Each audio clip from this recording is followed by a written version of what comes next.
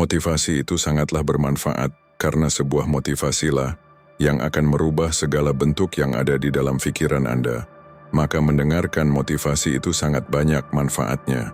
Maka dengarkan motivasi dari saya ini. Tetapi sebelum Anda memulai video ini, jangan lupa mendukung channel ini dengan cara subscriber karena subscriber itu gratis. Ayo kita mulai.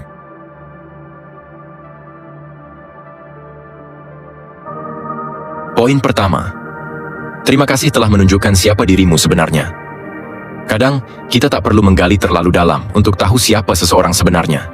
Kita hanya perlu diam dan membiarkan mereka bicara. Orang yang kasar tidak sedang menguji kesabaranmu. Mereka sedang membuka tabir tentang siapa diri mereka sendiri. Dan kalau kamu cukup tenang, kamu akan sadar. Mereka sedang menunjukkan hal yang bahkan mereka sendiri tak tahu sedang mereka tunjukkan. Itulah mengapa kamu tak perlu terburu-buru membalas. Tidak perlu menjelaskan bahwa kamu baik atau membela bahwa kamu tidak seperti yang mereka pikirkan. Mereka sudah bicara cukup banyak. Dan kalau kamu jeli, mereka baru saja memperlihatkan luka batin mereka dengan sangat terang. Rasa tidak aman, dendam yang belum selesai, dan kebiasaan membandingkan diri sendiri. Semuanya sering muncul dalam bentuk ucapan yang meremehkan. Dan mungkin saja, mereka memang tidak tahu bagaimana caranya merasa cukup tanpa menjatuhkan orang lain. Tapi, mengapa kita harus berterima kasih? Bukankah itu terdengar terlalu baik untuk orang yang tidak tahu sopan? Karena seperti yang kita bahas sebelumnya, kadang justru lewat cara mereka memperlakukanmu, kamu bisa menilai siapa yang memang layak kamu izinkan masuk lebih jauh ke hidupmu. Kamu jadi tahu siapa yang bisa menjaga perkataan, dan siapa yang hanya tahu cara melukai tanpa sadar sedang mempermalukan dirinya sendiri. Dan yang lebih penting, kamu jadi tahu siapa dirimu di mata mereka. Itu informasi yang berharga, karena disitulah kamu bisa mulai menetapkan batas. Tanpa harus benci, tanpa harus dendam. Cukup paham. Banyak orang bilang, kalau kamu tidak membalas, nanti kamu diremehkan. Mungkin benar, tapi mari kita pikirkan lagi. Apa sebenarnya yang membuat seseorang pantas dianggap menang? Apakah balasan yang lebih keras, atau ketenangan yang tidak bisa mereka goyahkan? Dalam penelitian neuroscience yang kita singgung sebelumnya, orang yang mampu menahan respon spontan berarti otaknya bekerja lewat jalur yang lebih rasional, korteks prefrontal, bukan amigdala. Dan itulah sebabnya mereka tampak lebih berbahaya dalam diamnya. Bukan karena mereka menyimpan dendam, tapi karena mereka menyimpan kendali. Dan kendali itu adalah kekuatan yang tak semua orang punya. Sekarang bayangkan ini. Kamu duduk di sebuah meja rapat. Seseorang menyindir pencapaianmu secara halus, dengan senyum tipis yang sengaja dibuat manis, tapi kamu tahu itu bukan pujian. Dan di situ, kamu hanya menatap mereka sebentar, tanpa perlu mengubah ekspresi wajahmu. Kamu tidak mengalihkan pandangan, tidak menyeringai, tidak mengoreksi. Karena kamu tahu, apapun yang kamu katakan, tidak akan bisa mengalahkan apa yang sudah mereka katakan tentang dirinya sendiri. Dan saat kamu tidak bereaksi, bisa jadi mereka akan merasa menang. Tapi beberapa hari kemudian, saat suasana sudah biasa lagi, ada yang berubah. Mereka lebih hati-hati, lebih ragu saat bercanda, lebih banyak senyum basa-basi yang terasa kosong. Bukan karena kamu menyerang, tapi karena kamu terlalu tenang. Dan di dunia yang ramai dengan reaksi, orang yang tidak terbawa arus justru jadi pusat gravitasi baru. Mereka tidak tahu harus menghadapimu dengan cara apa, karena kamu tidak mengikuti aturan permainan mereka. Mereka bilang, diam itu emas. Tapi dalam beberapa kasus, diam itu seperti kaca bening. Tak terlihat, tapi mampu memantulkan bayangan mereka sendiri. Dan pantulan itu seringkali lebih menyakitkan dari 1000 kata. Tentu saja tidak semua orang akan berubah setelah melihat bayangannya sendiri.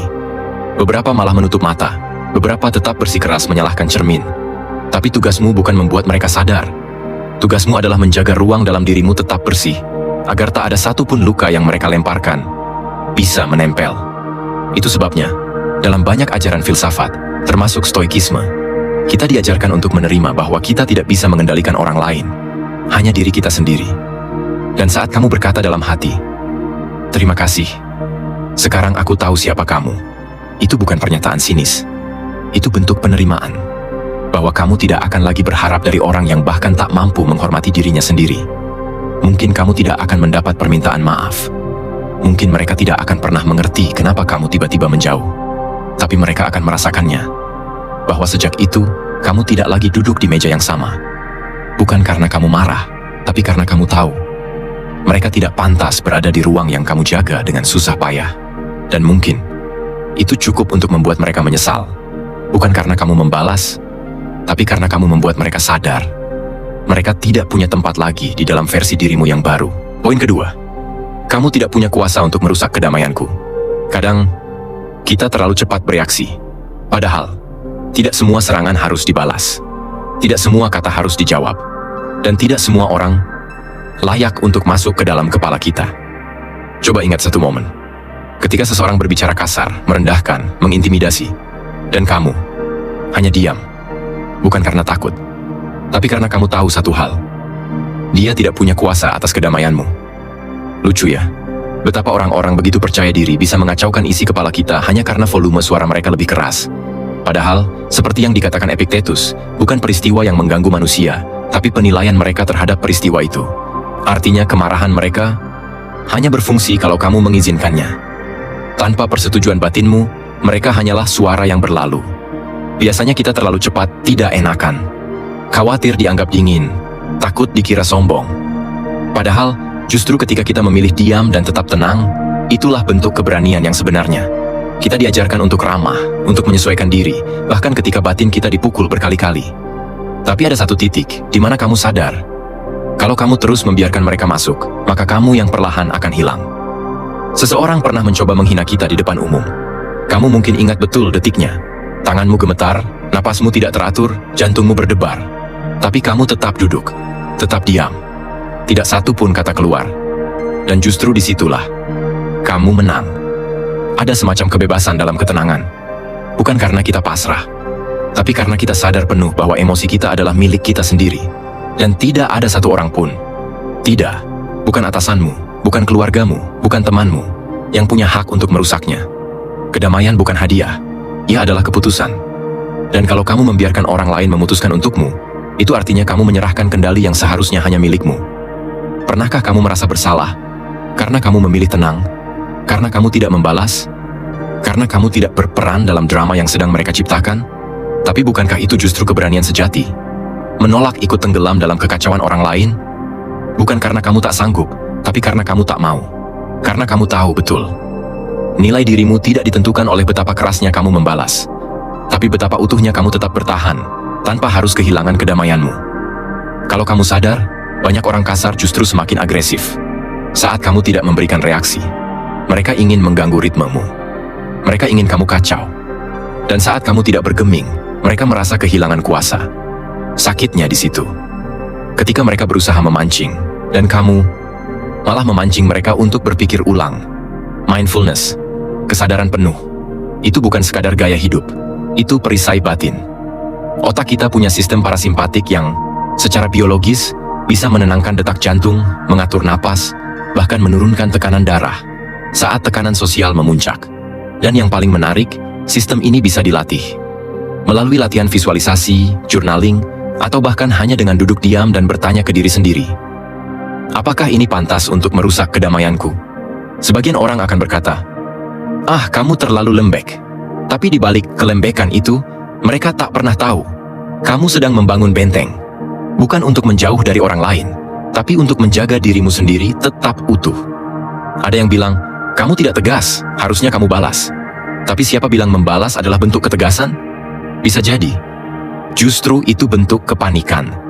Karena orang yang benar-benar kuat tidak terburu-buru menunjukkan kekuatannya. Mereka tahu, kedamaian adalah tanda bahwa badai telah lewat, bukan bahwa badai tak pernah datang. Dan kadang, kedamaian itu membuat mereka yang kasar jadi canggung. Mereka tidak tahu harus bagaimana. Karena kamu tidak marah, kamu tidak goyah, kamu tidak terpancing. Itulah momen di mana mereka mulai bertanya-tanya, kenapa dia tidak bereaksi? Kenapa dia tidak membalas? Kenapa justru aku yang merasa kalah? Tenang, kamu sedang menang. Hanya saja, belum semua orang sadar. Ada kemungkinan mereka akan mencoba lebih keras, meningkatkan serangan. Tapi ada juga kemungkinan lain, bahwa mereka mulai mengevaluasi dirinya sendiri. Dan kamu tidak perlu menjelaskan apapun. Kamu cukup hadir, diameter tersenyum, dan tetap menjaga jarak antara dirimu dan kekacauan yang sedang mereka ciptakan. Karena pada akhirnya, Kedamaian batin bukan soal siapa yang paling tenang di luar, tapi siapa yang paling tidak bisa disentuh oleh ombak emosi dari luar. Jangan takut dianggap berbeda, jangan takut terlihat tak reaktif. Karena semakin sedikit kamu bereaksi, semakin besar dampaknya. Dan percayalah, tidak ada yang membuat orang kasar lebih kesal daripada melihatmu tetap damai saat mereka berharap kamu ikut tenggelam dalam kekacauan mereka. Jadi, kalau mereka berkata sesuatu yang menusuk, kalau mereka mencoba memancing reaksi, bisikan saja dalam hati, kamu tidak punya kuasa untuk merusak kedamaianku. Dan biarkan itu menjadi kalimat yang membuat mereka menyesal telah meremehkanmu. Poin ketiga, jangan samakan volume suara dengan nilai diri.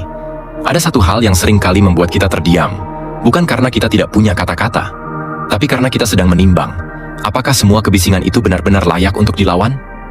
Biasanya, orang yang paling keras suaranya, bukan yang paling benar, tapi yang paling ingin terlihat benar. Pernah nggak kamu berada dalam satu ruangan, entah itu rapat, diskusi keluarga, atau perdebatan mendadak di grup WhatsApp, dan satu orang tiba-tiba meninggikan suara seolah-olah volume bisa menutup kelemahan argumennya? Kamu duduk di sana, mendengarnya mengulang-ulang kalimat yang sebenarnya kosong, tapi dibungkus dengan nada tinggi dan emosi yang meledak-ledak. Dan anehnya, sebagian orang langsung tunduk. Padahal, yang dia ucapkan belum tentu benar. Bahkan mungkin, tak masuk akal. Lucunya, banyak yang masih terjebak dalam asumsi lama. Bahwa kalau seseorang bicara lantang, itu artinya dia lebih tahu, lebih berani, lebih berkuasa. Tapi tidak sedikit juga dari mereka yang diam, ternyata justru paling berpikir jernih, yang memilih menyaring sebelum bereaksi. Di titik ini, kamu akan sadar bahwa menjadi orang yang tenang bukan berarti kamu tidak mampu bersuara. Justru karena kamu tahu kapan harus berbicara dan kapan harus menahan. Seperti yang pernah disinggung Marcus Aurelius, kekuatan sejati tidak datang dari reaksi spontan terhadap dunia luar, tapi dari kemampuan untuk tetap tenang, bahkan saat dunia berisik menuntut perhatian kita. Orang yang terlalu sering berteriak biasanya sedang ingin didengar. Tapi, diam yang tajam bisa lebih keras daripada suara apapun. Dan ketika kamu memilih diam, bukan karena kamu kalah, tapi karena kamu tahu suara bukan tolok ukur nilai diri, itu menyakitkan bagi mereka yang berharap kamu terpancing. Mereka mungkin berharap kamu ikut teriak, karena kalau kamu ikut marah, kamu jadi setara. Dan itu membuat mereka merasa berhasil. Tapi begitu kamu tetap di tempatmu, dengan napas yang stabil, mata yang mengamati, dan sikap yang seolah berkata, "Aku tahu kamu sedang panik, dan itu bukan urusanku." Disitulah mereka mulai kehilangan pegangan. Karena yang tak bisa dikendalikan, selalu menakutkan. Kalau kamu cermati, dalam sistem kerja otak manusia, respons impulsif seperti membentak, menaikkan suara, atau memotong pembicaraan, itu umumnya berasal dari aktivitas sistem limbik, khususnya amigdala. Bagian otak ini bertanggung jawab atas reaksi emosional. Tapi, semakin kuat koneksi antara amigdala dan prefrontal cortex, bagian otak yang mengatur logika dan pengendalian diri, semakin seseorang bisa menahan dorongan untuk bereaksi kasar. Artinya, semakin seseorang tenang, justru makin tinggi kendalinya, makin kuat jiwanya, dan makin dalam pula nilainya. Karena nilai diri tidak ditentukan dari seberapa keras kamu menjelaskan siapa dirimu, tapi dari seberapa sering kamu tak merasa perlu menjelaskannya. Kamu tidak sedang bersaing di pasar, tidak butuh teriak agar didengar. Kamu tidak perlu membuktikan apapun kepada siapapun, terutama kepada orang yang satu-satunya modalnya hanyalah volume suara. Biasanya kita terlalu cepat merasa kalah hanya karena tidak membalas. Padahal, bukankah kekalahan sesungguhnya adalah saat kita membiarkan mereka menurunkan standar kita? Kamu pernah duduk di meja makan keluarga saat ada satu orang yang mendominasi pembicaraan hanya dengan cara meninggikan suara? Dan kamu yang paham apa yang sebenarnya terjadi, justru memilih diam. Tapi dalam diam itu, kamu mulai melihat bahwa mereka tidak sedang menang. Mereka sedang menunjukkan luka yang belum selesai. Dan kamu tidak harus ikut menyelami luka itu. Kamu tidak harus menenggelamkan diri hanya untuk membuktikan bahwa kamu bisa berenang. Mereka akan bilang, "Jangan diam saja, kalau memang kamu yakin."